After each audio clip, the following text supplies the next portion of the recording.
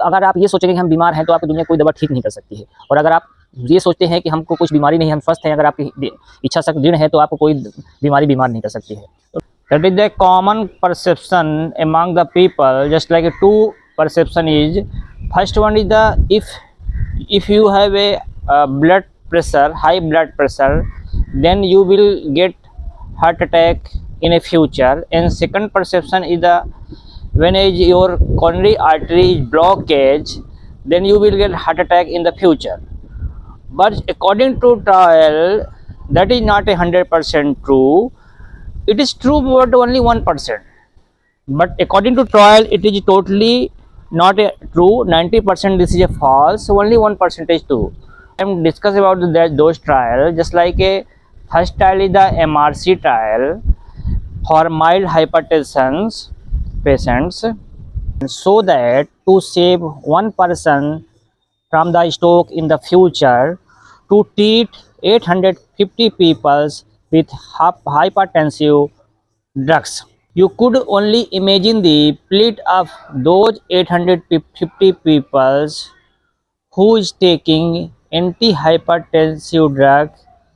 Apart from the side effect of those drugs also make patient lose their right to life, liberty and pursuit of happiness. मतलब जो MRC trial है ये क्या बता रहा है कि एक पेशेंट को फ्यूचर में हार्ट अटैक ना हो, उसको हम बचाने के लिए 850 पेशेंट्स को जो है तो हाइपरटेंसिव ड्रग खिला रहे हैं, बीपी की दवाई खिला रहे हैं, जिसके साइड इफ़ेक्ट तो है ही बहुत ज़्यादा। साथ ही साथ जो मरीज है वो जीवन जीने की कला, शैली, खुशी सब भूल जाता है। वो हमेशा एक टेंशन प्रेशर में रहता है कि हमें बीपी हो गया है, तो एक तरह से उसकी जीवन जीने की जो स्वतंत्रता होती है वो ख़त्म हो जाती है। दूसरा क्या ट्रायल है कि BM हेगड़े सर जो हैं, BM हेगड़े सर का नाम तो अब आप जानते भी होंगे, नहीं जानते होंगे तो आप कहीं सर्च करेंगे तो जान जाएंगे। वो हार्ट स्पेशलिस्ट हैं, अभी रिटायर हो चुके हैं, बहुत उनको पद्मश्री भी मिल चुका है।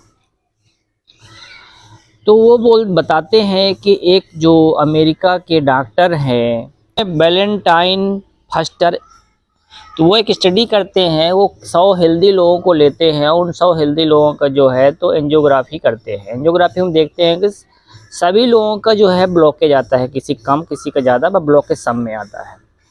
तो वो सोचते हैं कि अभी जब सब ब्लॉकेज आया तो किसी न किसी को हार्ट अटैक तो मारेगा। और 15 साल बाद क्या देखते हैं कि उन 100 लोगों में से किसी को भी हार्ट अटैक नहीं मार रखा है। दूसरा स्टडी क्या है कि BM हेगड़े सर के पास ही एक आदमी अपने फादर को लेके आता है, जब उनके फादर की उम्र 50 साल थी, अभी 47 साल पहले की बात है। तो जब फादर की उम्र 50 साल की थी तो वो बोलता है कि देखिए हमारे फादर को क्या हो गया है। तो BM हेगड़े सर देखते हैं तो बोलते हैं कि हाँ, ब्लॉकेज तो आपके हर एक नस में है, पर फिर भी आपको कोई टेंशन लेने की जरूरत नहीं है, क्योंकि आपका कोलेटरल आर्टरी जो है, जो नेचुरल बाईपास बोलते हैं, वो खुल चुका है। तो वो लड़का जो है तो सोचता है ये गांव का डॉक्टर है और नहीं मानता, न्यूयॉर्क लेके चला जाता है। न्यूयॉर्क में क्या करता है, जाके दिखाता है मायो क्लिनिक में। तो वहाँ के डॉक्टर भी यही सेम बोलते हैं कि आपका नेचुरल बाईपास खुल चुका है, जो कोलेटरल आर्टरीज होता है खुल चुका है, आपको कोई टेंशन लेने की जरूरत नहीं है। तो वो फिर ऑपरेशन वगैरह नहीं करता, बाईपास नहीं करता, और बाद में उनको लेके अपने जो है तो घर इंडिया में, मतलब बेंगलोर चला जाता है। अभी वो 97 ईयर के हैं, उनको कोई दिक्कत नहीं है और एकदम बढ़िया जीवन शैली जी रहे हैं। तीसरा केस क्या है कि हार्वर्ड यूनिवर्सिटी के जो जब BM हेगड़े सर वहाँ स्टूडेंट थे, उस टाइम की बात है, वही बताते हैं अपने बुक में और वीडियो के थ्रू। तो जो उनके चीफ थे हार्वर्ड यूनिवर्सिटी के, उन्होंने क्या किया, 600 पेशेंट को लिया जो कि हार्ट के पेशेंट थे, पर उनको बाईपास की ज़रूरत नहीं थी, इस टाइप के पेशेंट थे। उनको 3 कैटेगरी में बांट दिया, 200 कर करके, और एक कैटेगरी को थिएटर 1 में भेज दिया, दूसरी कैटेगरी को थिएटर 2 में, और तीसरी कैटेगरी को थिएटर C में।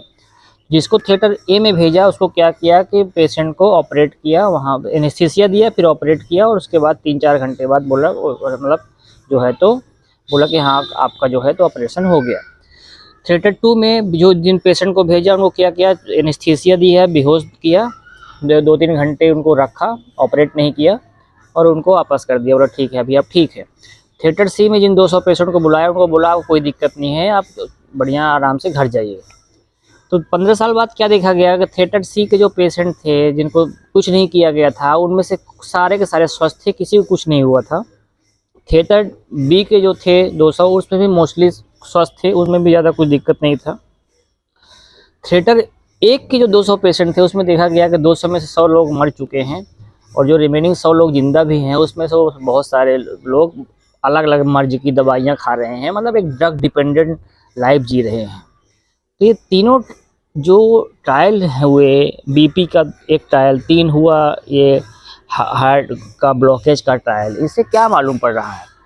मालूम ये पड़ रहा है कि जो हार्ट अटैक मारता है वो जो आर्टरी रहती है उसका ब्लॉकेज ही बस जिम्मेदार नहीं है, बीपी ही बस जिम्मेदार नहीं होती है। हार्ट अटैक किसी को मारता है उसमें से जो है 90% से ज़्यादा जो उसका चांसेस है उसका माइंड जो है, उसका जो माइंड है वो जिम्मेदार होता है। Heart attack come when the mind is unstable. Heart attack comes when the mind is filled with hatred. Heart attack comes when the mind is not in peace, and heart attacks comes when the mind is agitated. So keep your mind under control.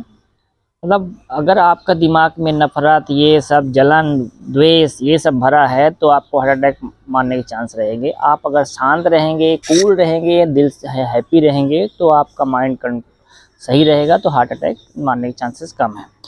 अब क्या है, if you know how to control your mind, अगर आप जानते हैं कि अपने mind को कैसे कंट्रोल करना है, you can control your body, आप अपने बॉडी को कंट्रोल कर सकते हैं। You can control your health, आप अपने हेल्थ को कंट्रोल कर सकते हैं। You can control probably the whole family and everything. मतलब माइंड को कंट्रोल आप करते हैं, माइंड को अपने आप को हैप्पी रखते हैं, तो आप इन सब चीज़ों से बहुत हद तक दूर रहेंगे। माइंड को कंट्रोल करने के अलग अलग तरीके हो सकते हैं, अध्यात्म हो सकता है, या फिर जो अलग इसके 2-3 मेथड होती हैं उसको कभी हम आगे डिस्कस करेंगे। तो अल्टीमेटली आपको खुश रहना है, अगर खुश रहेंगे तो आप जो है तो स्वस्थ रहेंगे। मतलब आपने अब इसमें तीसरा जो केस था, अगर आप ये सोचेंगे कि हम बीमार हैं तो आपकी दुनिया कोई दवा ठीक नहीं कर सकती है, और अगर आप ये सोचते हैं कि हमको कुछ बीमारी नहीं, हम स्वस्थ हैं, अगर आपकी इच्छा शक्ति दृढ़ है तो आपको कोई बीमारी बीमार नहीं कर सकती है। तो डिसाइड आपको करना है कि आपको कैसी लाइफ जीना है।